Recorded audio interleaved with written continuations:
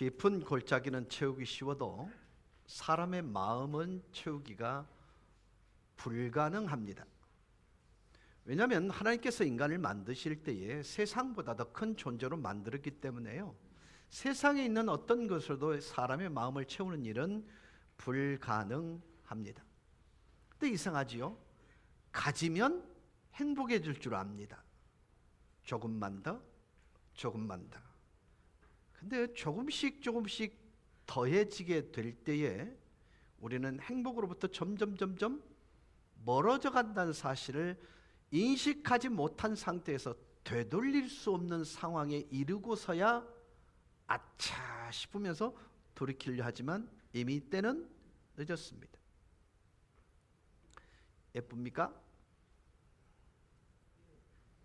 뭐 안 보이네요. 예쁩니까? 이게 포인트입니다 오늘. 근데 이거를 오늘 제가 옷을 갈아입으면서 여기 달려있는 것을 보면서 정말 행복했습니다. 아무것도 아닐 거라 여겼던 그까짓 것이라 여기는 것이 제자리에 있으니까요 그렇게 행복합니다. 그래서 여러분, 사람의 마음을 채우는 것은 많고 적음의 소유에 있는 게 아니고요 자족하는 마음에 있습니다. 그래서 있는 것을 누리지 못하면요 더 주어도 누리지 못하는 것입니다. 기독교의 잘못된 세계관 중에 하나가 뭐냐면 금욕입니다. 그리고 만문에 대한 잘못된 인식이 너무 평배해 있습니다. 물질, 돈은 그리스도인들, 성도들의 대적이 아닙니다. 예수님은 물질에 관하여 늘 말씀하실 때마다 악한 것은 소유한 너희의 마음속에 있는 것이지 돈 속에 있는 게 아니야 라고 말합니다. 동시에 선은 그 사람 속에 있는 것이지 돈 속에 있는 게 아니라는 것입니다. 다른 말로 말하면 돈 자체는 선도 악도 아닌 가치 중립이라는 것입니다. 여러분, 물이 하나님의 선물임을 고백하시죠? 근데 적절하게 사용하면 생명을 가져다 주지만 통제하지 못하면 홍수가 날 뿐만 아니라 그로 인해 익사당하고 파괴당하기도 합니다. 불이라는 것도 선물입니다. 그러나 통제하지 못하면 무서운 파괴와 고통스러운 죽음을 가져다 줍니다. 입술 역시 마찬가지입니다. 천국의 언어를 담은 입술, 말은 사람의 영혼을 살찌게 할 뿐만 아니라 자존감을 높여주고 그 사람 됨됨이에 대해서 놀라운 영적인 부요를 가져다 주지만 판단하고 정죄하는 지옥의 언어들은 그 영혼을 상하게 만들기도 하는 것입니다. 사용하는 사람에 따라서 선과 악이 갈라지는 것이에요. 그런데 바로 사용되어졌을 때 선에 대한 잠재력이 크면 클수록 잘못 사용되어졌을 때 악한 것에 대한 잠재력도 크다는 사실을 우리는 간과합니다. 여러분, 좋은 물질을 잘 사용했을 때 와지는 그 선은요 행복을 가져다 줍니다. 이번에 제주에 가서 제가 중국에서 가정교회를 섬기는 30분의 목사님들을 만나기로 하고 신학생들을 만나기로 하고 갔었습니다. 근데 제가 준비한 강의는 2시간짜리였습니다. 설교를 어떻게 준비하고 또 그 설교의 주제와 그리고 설교 본문을 어떻게 선택하는지에 관한 얘기를 2시간 분량의 강의안을 준비하고 왔는데 그분들과 교제하는 시간 동안 10분 딱 하고 저는 어떤 강의도 할 수 없었습니다. 내가 그리스도와 함께 십자가에 못 박혔나니 그런즉 내 안에 내가 사는 것이 아니라 그리스도 예수께서 사는 것이란 이 고백이 그들의 삶의 현장에 주님과 함께 산다라는 것이 무엇인지를 명확하게 볼 수 있었습니다. 여러분, 주님이 여러분과 동행하심을 믿으시죠? 그런데요, 그래도 됩니까? 정말 주님이 여러분의 삶 속에 살아 계시는 것을 어떻게 증명하시겠습니까? 저는 충격을 받은 게요, 그 신학생들이 한국으로 관광 비자를 통해서 2주 동안 나오기 위해서 무엇을 대가로 지불했는지 저는 알고 충격을 먹었습니다. 그들은 늘 추적당합니다. 그리고 2주 동안 그들이 오전 4시간, 오후 4시간, 밤 4시간의 강의를 풀로 공부를 하면서 딱 관광 시간은 하루밖에 없습니다. 근데 그 관광 시간에 뭘 하려고 하루를 빼놨냐면, 여기서 자기들이 관광했다라는 것을 자기 핸드폰에다 저장해 가야 공안들이 그걸 보고 확인한다는 것입니다. 그래서 다니면서 서로가 입은 옷들을 바꾸고 입더라고요.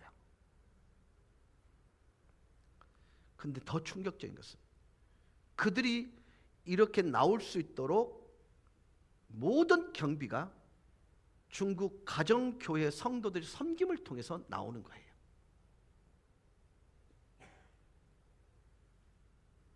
그리고 그 섬김이 무엇을 의미하는지도 아는 거예요. 그런데 더 충격적인 것은, 거기에 탑 리더가 문화혁명의 남자란 의미를 가진 문남이라는 이름을 가진 선교사님이셨습니다. 근데 그 선교사님 제자 중에 또 다른 선교사님 한 분이 계셨는데, 아들 하나가 있어서 그 아들이 8살 될 때에 그 선교사님이 그 문남이라는 선교사님이 불러놓고 꿈이 뭐야? 라고 물었답니다. 주저없이 선교사입니다. 선교사 산다는 것이 얼마나 위험한지 너도 알 텐데, 아버지가 사는 모습을 보면서 저도 아버지처럼 그렇게 살 것을 결정했습니다. 그 얘기를 듣자마자 이 문남 선교사님이 결정한 것이 하나 있는데, 이 아이를 위하여 정확히 6억을 출원하겠다는 결심을 합니다. 지금부터 그 아이를 위해서 계속 투자를 합니다. 그 투자금이 어디서 나오냐면, 당신의 자녀들이 정말 사업적으로 성공한 분들이에요. 그래서 자기에게 오는 것 말고 그 자녀들을 통해서 그 아이를 케어하는 것입니다. 이분은 현재의 자기의 모습보다는요, 미래 이 아이를 통해서 이 변화되어질 중국을 꿈꾸면서 다음 세대에게 그런 돈을 투자를 하더라는 것입니다. 여러분, 제가 강의하러 갔다가 4시간 동안 설득당하고 감동받고 왔었습니다. 가장 큰 충격이 뭐냐면, 예수가 살아있다라는 것이, 예수님과 함께 산다는 게 뭘 의미하는지 정말 진지하게 고민할 수 있는 계기를 가지고 돌아왔다는 것입니다. 예수님이 나와 함께 사는데 그까짓 것으로 고민하느냐? 예수님이 나와 함께 사는데 그것으로 인하여 고민하고 염려하는 이유가 뭔데? 그래 살아도 되는 거야? 그 모습대로, 그 언어대로, 그 삶의 방식대로 살아도 되는 거야? 이 질문이 저를 본질적인 좌절을 느끼게 했고, 소망의 노래를 동시에 부르게 만들기도 했습니다.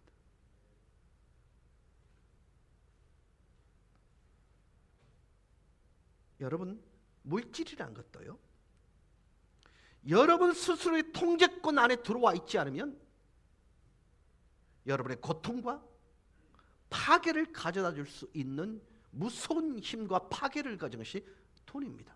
물질입니다. 혹시 물질이 여전히 커다란 시험거리로 자리 잡고 계신 분이 계십니까? 정말 죄송합니다. 그분은 여전히 갓난아이입니다. 우리들 중에 물질을 통해 오는 시험거리가 자신이 경험하는 가장 큰 시험거리라고 여전히 그것을 경험하고 있다면, 안타깝게도 그분은 성숙한 그리스도인이 아닙니다. 사랑하는 성도 여러분, 하나님께서는 여러분이 경험하는 시험 중에 이 물질 시험이라는 것이 여러분의 가장 큰 전쟁이 아니기를 바라고 있다는 사실을 기억하셔야 합니다.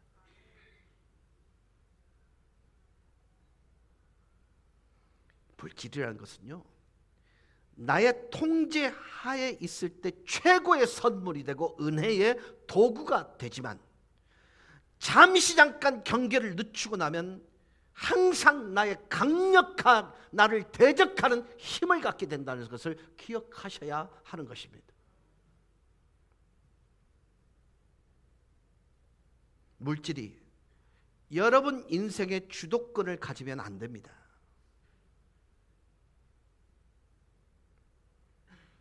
사실 우리가 살아가고 있는 현대의 모든 환경들은 물질을 통제할 수 없는 시대와 환경이 되어버렸습니다. 그래서 말씀 가운데 담고 싶은 여러분을 향한 저 개인적 의도는 돈을 미워하라는 것이 아니라 돈에 관한 한 하나님의 관점을 가지시라는 것을 여러분께 역설해 드리고 싶은 것입니다.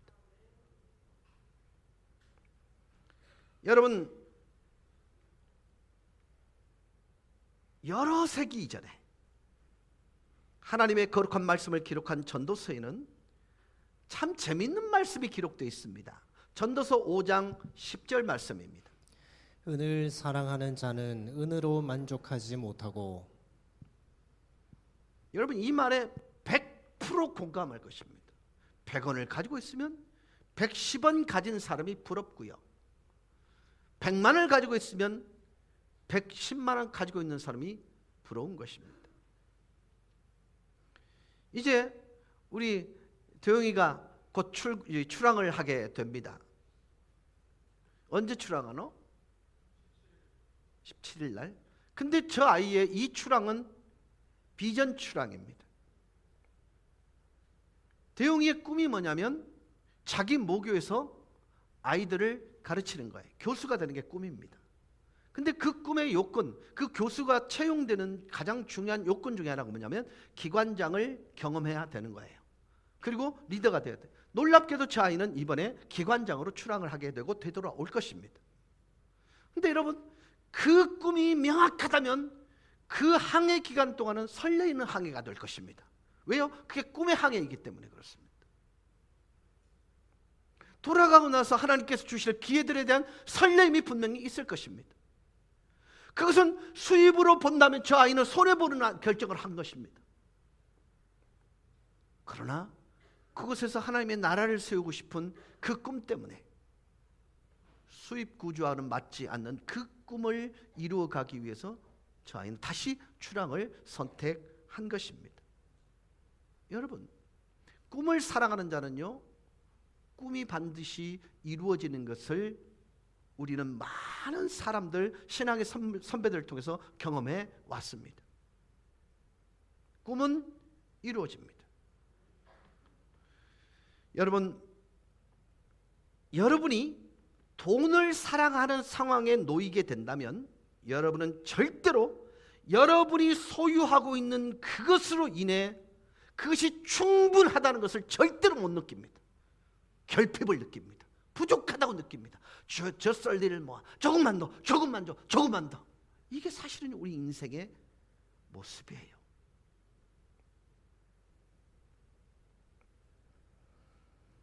많은 사람들이 이렇게 말을 하죠.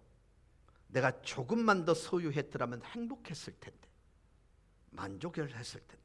근데 성경은 아니라고 말합니다.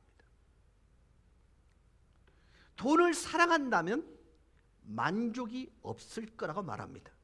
여러분, 물질이 행복을 가져온다고 생각하는 것은요, 어리석은 생각입니다.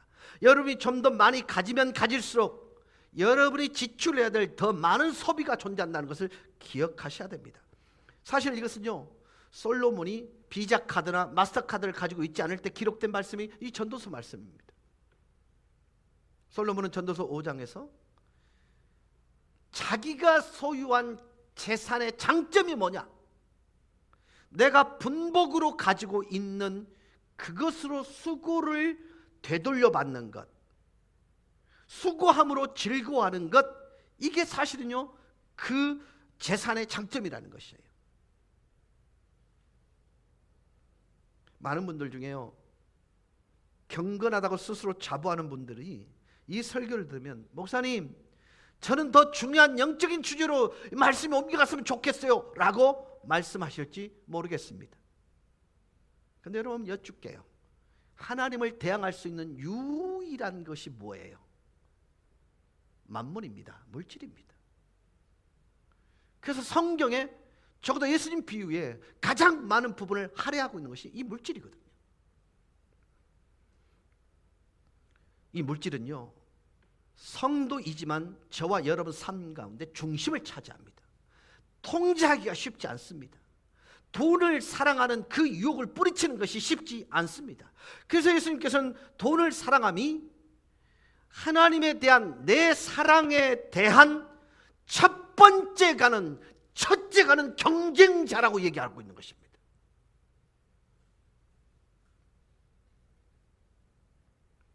여러분, 성도가요, 물질과 하나님을 겸하여 섬길 수 없습니다. 사랑할 수 없습니다. 만일 여러분이 물질과 하나님을 둘 다 사랑하려고 한다면 여러분 늘 긴장감 가운데 살아갈 수밖에 없을 것입니다. 돈을 사랑함이 우리 삶 가운데 악과 같은 종류의 근원이 된다고 성경은 말합니다. 그렇다면 어떻게 하나님의 관리 아래 두고 삶 가운데 죄악과 염려의 근원 대신에 물질이 선함과 기쁨의 근원이 되게 할 것인가? 세임이 지금 가계부 쓰고 있나? 나하고 약속했잖아. 쓰고 있어? 내일부터 쓸 거지? 안 쓸 거가? 여러분, 가계부를 쓴다는 것은 돈을 통제권 안에 둔다는 말과 같을 수 있습니다. 네가 가계부 쓴 것 때문에 교인들이 얼마나 은혜 받은 줄 아나? 야, 네가 마음대로 돈을 쓰면 안 돼. 11조 드리는 것, 건축헌금 드리는 것, 이게 교인들한테는 굉장히 도전이 됐는데 한번 써봐. 그래. 자, 여러분, 선함의 근원이 되도록 물질을 사용하고 기쁨의 근원이 되도록 물질을 다룰 수 있다면 이건 어떤 것과 비교할 수 없을 만큼 가치로운 것입니다. 자, 그렇다면 하나님께서 그 물질을 어떤 시각으로 보고 있는가를 우리는 체득해야 합니다. 우리는 돈이라고 부르는 이것의 정상을 정복하는데 가장 기본이 되는 게 뭐냐면 청지기 의식입니다. 매니지먼트, 관리하는 거예요. 자, 이제 창조 시대로 되돌아갑시다. 그때부터 하나님이 물질과 사물에 대해서 어떤 시각을 갖고 있는가를 우리는 볼 수 있습니다. 하나님께서 땅과 하늘을 지으셨습니다. 그리고 그곳에 인간이 살 모든 여건을 충족시키시고 난 이후에 인간을 만드시고 그 만드신 인간을 땅에 두어 에덴 동산에 있게 하셨습니다. 자, 물을게요. 아담과 하와, 아담이 자기 스스로를 만들어서 자기가 자기의 주인입니까? 아니면 하나님에 의해 창조되어져서 아담조차도 하나님의 소유입니까? 제가 지금 방언을 하고 있습니까? 하나님에 의해 창조된 소위 말하는 소유물입니다. 맞습니까? 그러면 그 소유물이 소유를 가지고 있는 게 지 끼입니까? 남의 끼입니까?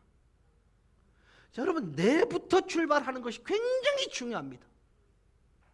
자, 하나님께서 인간을 에덴 동산에 주시면서 하신 말씀이 창세기 2장 15절입니다. 보실까요?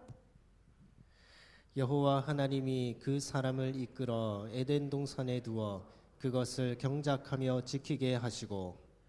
여러분, 여기 정말 중요한 말이 두 단어가 나오는데 뭘까요? 여러분이 생각할 때 뭘까요? 띄우세요. 본문을 띄워주세요. 두 가지입니다. 첫째가 뭘까요? 예? 이끌어. 예, 이곳이 결혼식이라면 그게 맞습니다.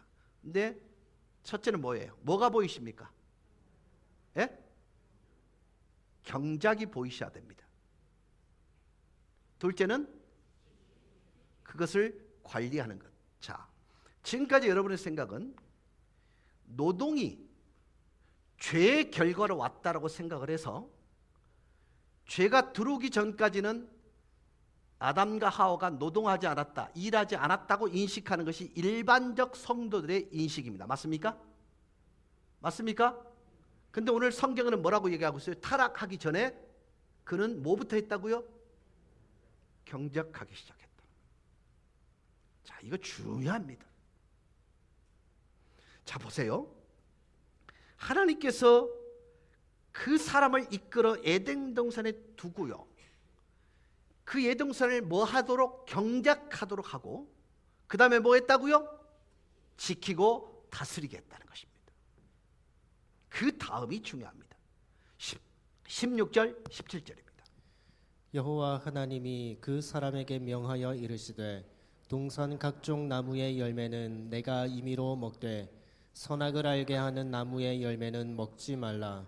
내가 먹는 날에는 반드시 죽으리라 하시니라. 자, 여러분, 앞에 부분에서는 그를 이끌러 에덴 동산에 두셨습니다.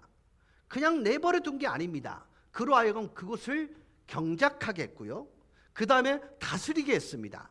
지키게 했습니다. 그러고 난 다음에 금기사항을 하나 딱 생기게 만드는데, 그거 뭐냐면 모든 동산에 있는 나무의 실과는 다 먹어도 괜찮아.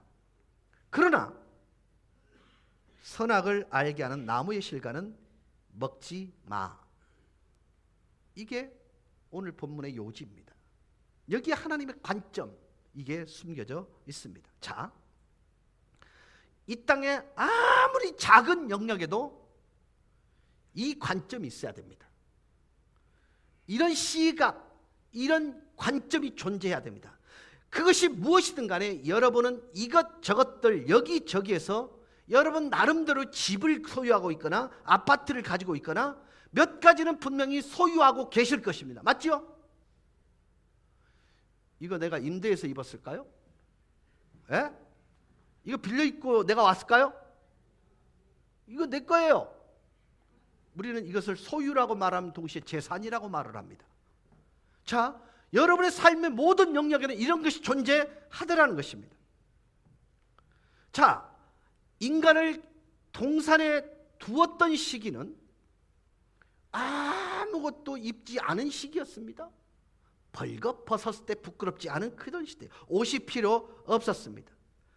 인간은 아직 죄를 범하지 않았습니다. 죄책감이나 죄에 대한 문제가 들어오지 않았습니다. 그리고 그때 인간은 동산의 순결함 속에서 걸어 다녔습니다.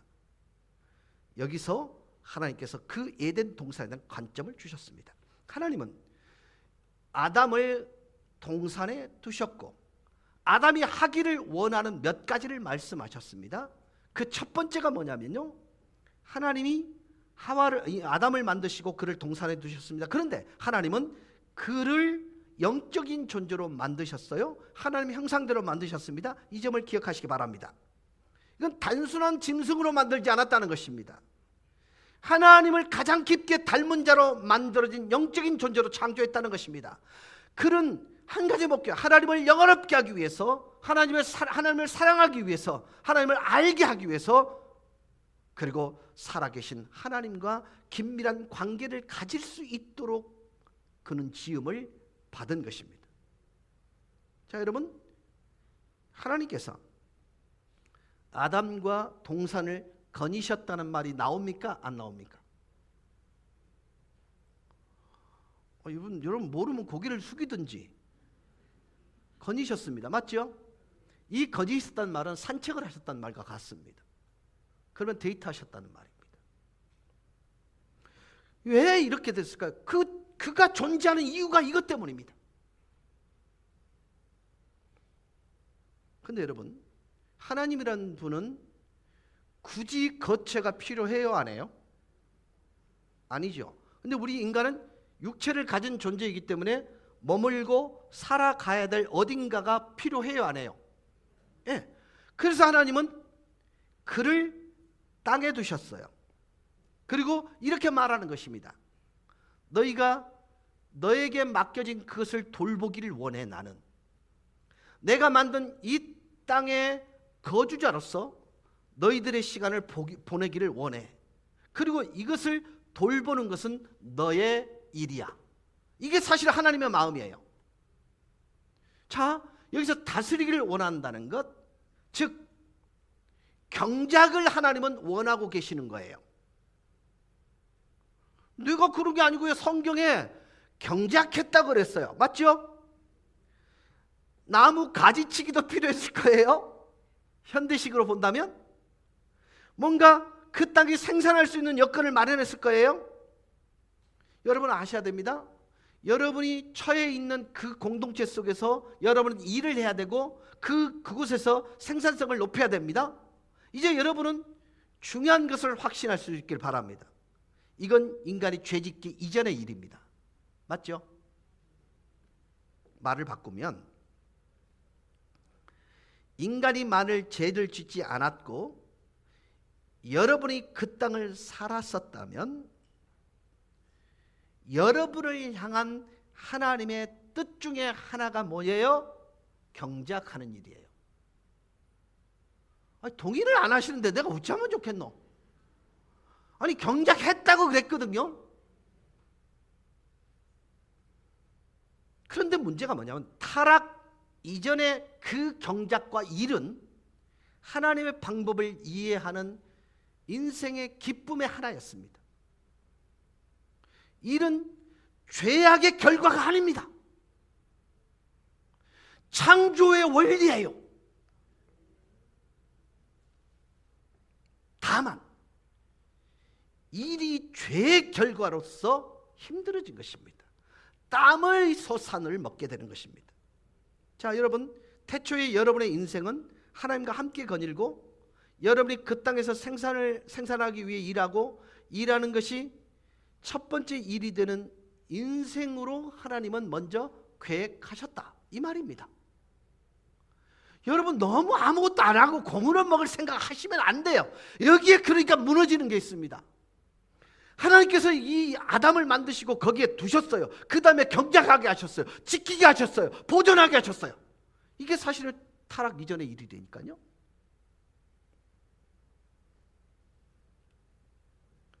오늘날에도요, 여러분은 다양한 방법으로 그 일을 하고 있습니다. 지금 여러분, 우리 농경사회를 거치지 않고 있어요. 하지만 여러분이 하고 있는 모든 일은 어떤 것을 생산하거나 어떤 것을 공급하기 위해 고안되어진 일입니다. 그래서 하나님은 말씀하시는 거예요. 너희는 일하고 땅을 다스리고 생산하라. 주님이 말씀하십니다. 땅에 살면서 누리라는 것입니다. 자, 그 대표적인 것이 뭐냐? 동산의 각종 나무의 실과를 네가 임의대로 먹어도 된다는 것입니다. 이건 누리는 것입니다. 자, 동산 어느 곳이나 하나님은 주셨고 그것을 우리는 자유롭게 먹을 수 있었습니다. 하나님은 여러분이 일한 수확에 대하여 어떤 것도 누리지 말라고 말한 적이 없습니다. 디모데전서 6장에는요, 하나님께서 우리가 누릴 만한 모든 것으로 축복해 주셨다고 말씀합니다. 그러므로 하나님의 뜻은 여러분이 속해 있는 그 공동체에서 살면서 일하는 것을 누리는 것입니다. 여기는 아무런 잘못이 없습니다. 그런데 태초에 언급된 또 다른 하나가 있습니다. 아담과 하와가 죄를 범한 후에 에덴에서 어떻게 되죠? 추방당합니다. 그 다음에 한 일이 아이를 가지는 것이었습니다. 정말 이상하네. 여러분, 이 아이를 가진 이 일은 잘못 없지요? 잘못 없지요? 아직도 여러분들 어떤 분은 확신을 못 하는데요, 쫓겨나고 난 뒤에 아기를 가졌거든요. 네. 아이를 가지는 건 훌륭한 일입니다. 이것은 우리의 삶 가운데 가장 행복한 순간입니다. 그 첫 번째 가장 행복한 것은요, 아이를 출산하는 일입니다.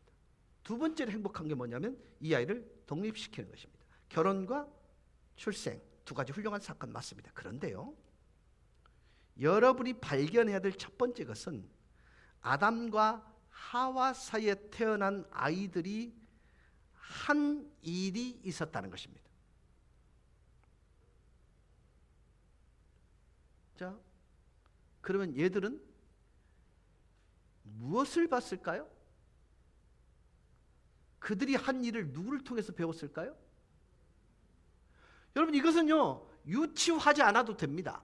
자, 보세요. 창세기 4장 2절입니다. 한번 보실까요? 아벨은 양 치는 자였고 그의 일이 그것이었습니다. 근데 가인은 뭐였습니까? 농사를 짓는 것이었습니다. 여러분, 인생이란 게 이런 것입니다. 여러분, 바로 창세기 때에 이미 노동의 분화를 발견할 수 있습니다. 있다니까요. 네. 하지만 무엇을 하든지 그들이 한 일을 보세요. 가인은 땅의 소산으로 재물을 가져온 과정, 그 과정에서 무슨 일이 일어났고, 아벨 역시 자신의 역할로 양의 새끼와 그 기름으로 재물을 드렸습니다. 다른 말로 하면 태초에 저와 여러분이 발견한 것은 하나님이 하신 일 중에 하나입니다. 주님은 너를 축복한다. 동산 한편에 너를 두었다. 그것을 너는 돌보면서 다스리고 살고 누리고 내가 복주는 것 가운데 나에게 재물을 다시 바침으로 나를 경배해야 해. 이게 관점이에요. 이게 인생을 향한 하나님의 방식입니다. 그러고서 하나님은 말씀합니다. 적어도 일주일에 한 번 나는 네가 이곳에 와서 안식과 휴식을 맛보고 그 휴식하는 것에 관심을 좀 모으고 다가오는 주를 위해서 나는 휴식하기를 바래. 그리고 이것이 우리를 향한 하나님의 방식이어서 우리는 다시 여러분에게 허락되어진 동산에 가서 일을 하게 되는 것입니다. 자, 이제 지금 우리가 뭘 얘기를 해왔냐면 간단합니다. 우리는 청지기 의식을 가져야 된다. 그런데 하나님께서 아담을 만드시고 그곳에서 그 일들을 하게 만드셨고 그 일들을 자식들이 보면서 그들을 통해서 하나님의 방식이 뭘 원하는지를 봤다. 그게 아벨을 통해서 결국에는 그에게 돌려진 바 되었다. 이게 하나님의 방식이라는 것입니다. 말이 어려웠습니까? 이해가 되셨을 거예요. 자, 제가요 정말 예민한 것인데요, 모든 경우에 있어서 하나님의 동산이라고, 이 에덴 동산이 하나님의 동산이라는 사실을 꿈에도 잊어서는 안 된다. 다시 얘기할까요? 에덴 동산은 하나님의 동산입니다. 주님은 아담과 하와에게 이렇게 말한 적이 없습니다. 나는 이 동산을 너희에게 준다. 이것은 더 이상 나의 것이 아니라 너희 것이다. 이렇게 말한 적이 없습니다. 그리고 성경의 모든 부분에서 우리가 소유한 것에 대해서 너희 것이라고 말한 것이 한 군데도 없습니다.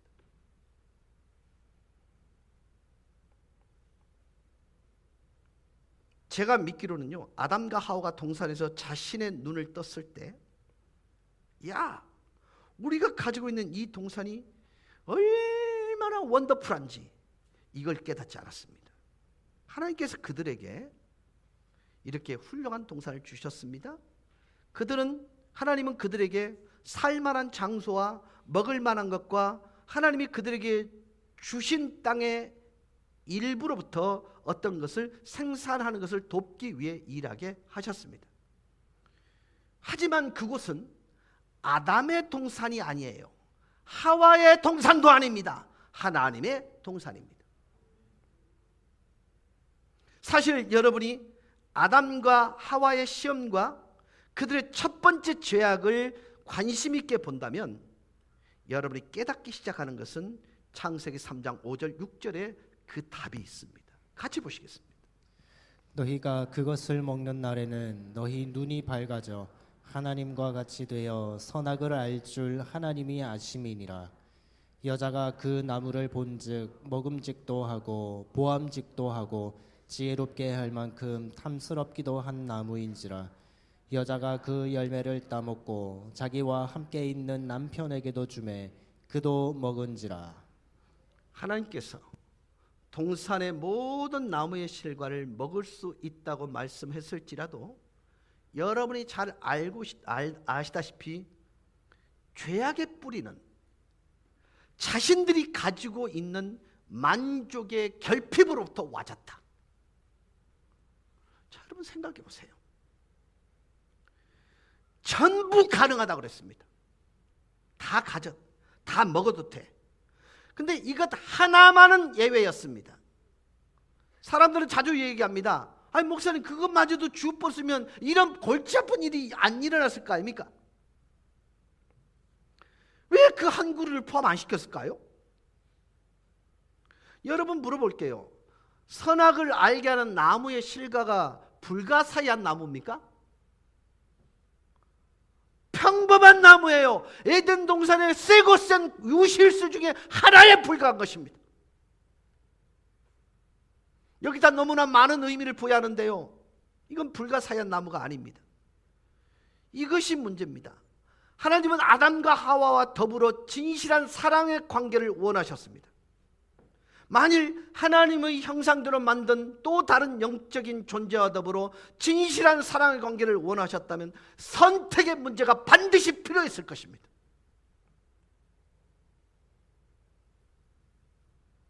이해가 되십니까?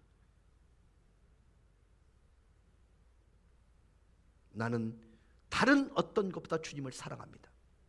나의 방법이 아닌 주님의 방법으로 모든 것을 다스리고 순종하기를 원합니다. 이렇게 말하면서 인간이 하나님께 보여주는 것이, 아담이 이것을 보여주는 것이 필요했던 것입니다.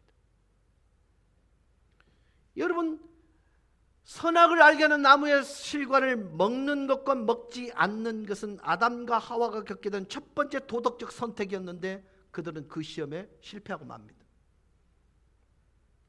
지난 시간에 내가 여러분께 말씀드렸던 내용 중에 자족의 은혜만큼 완벽한 은혜는 없다고 말씀을 드렸습니다. 있는 것에 대한 만족이요, 내 행복의 지름길입니다. 제가 그런 말씀을 드렸죠. 상대적 빈곤감이라는 것은 인간을 되게 비참하게 만듭니다. 여러분, 제가요 풀뿌리 뜯어먹고 살았다 그러면 여러분 세대 이해가 되시겠습니까? 나무 뿌리, 나무 훑어먹고 살았다면 이해가 되시겠습니까? 금잔디 씨앗을 팔았다면 이해가 되시겠습니까? 그때 저 행복했습니다. 불행한 적 없었습니다. 근데요, 어느 순간부터인가 좀 더 규모 있는 교회를 보면 부러울 수도 있겠다. 큰 목회하면 그런가 보다. 왜 이런 유혹들이 저한테 없었겠어요? 근데 여러분, 이건 시험입니다. 유혹입니다. 여러분, 에덴 동산의 그만큼 많은 유실수를 바라보면서 어떻게 만족할 수 없어요? 근데 더 놀라운 것은요, 우리가 그래요.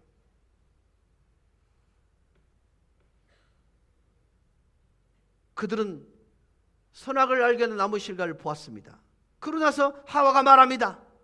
먹음직도 하고 보암직도 하고 탐스러웠다. 하나님은 그곳에 가지 말라고 하셨는데 나 갈 거야. 그게 이 일의 전부입니다. 묻습니다. 여러분은 그렇게 안 하십니까?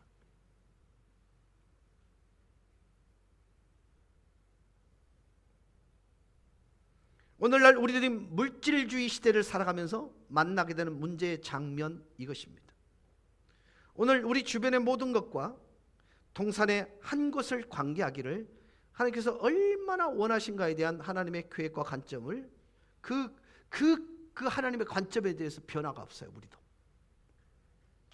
하와가 실패한 그 모습을 보면서도 우리는 똑같이 하와 같은 실수를 반복하고 있는 것입니다.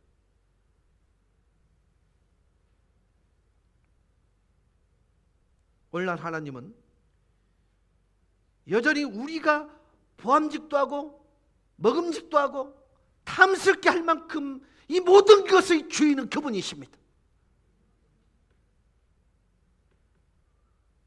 그런데 그분은 우리에게 이것을 사용하라고 대여해 주면서 단 하나님의 계획을 따라 사용하도록 위임해 놓은 것입니다. 이게 하나님의 의도입니다. 여전히 하나님은 그것의 소유자이십니다. 모든 물건의 소유자란 말로 너희 것이야 라고 말하는 것은 성경 어디에도 없습니다.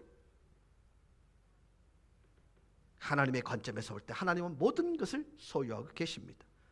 하나님은 여전히 그것을 소유하고 계시지만 우리에게 일부와 동산의 일부와 그 땅의 일부, 재산의 일부를 우리에게 주셔서 축복하십니다. 그리고 하나님은 우리에게 이것을 위탁하시면서 사용하라, 다스리라, 생산하라고 말씀합니다.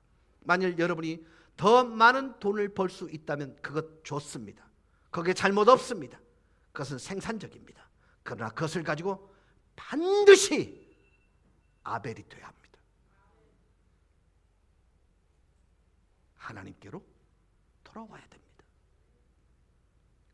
그것이 뭘 의미하냐? 나는 돈을 경배하는 자가 아니라 여호와를 경배하는 자라는 걸 증명하셔야 됩니다. 아담과 하와가 창조주보다 창조물을 경배하기 시작할 때 감당할 수 없는 어려움을 경험합니다. 물질이 먹음직도 보암직도 지혜롭게 할 만큼 탐스럽기도 할 때 인정하고 싶지 않지만 하나님의 경쟁자로서 물질은 강력한 힘을 발휘합니다. 하나님은 여전히 먹음직도 보암직도 지혜롭게 할 만큼 탐스럽게 한 모든 것의 소유자이십니다. 시편 24편 1절이 이렇게 증언합니다. 땅과 거기에 충만한 것과 세계와 그 가운데에 사는 자들은 다 여호와의 것이로다. 자, 이 구절에서 여러분의 재산 중에 포함되지 않은 게 얼마나 됩니까? 다시 물을게요.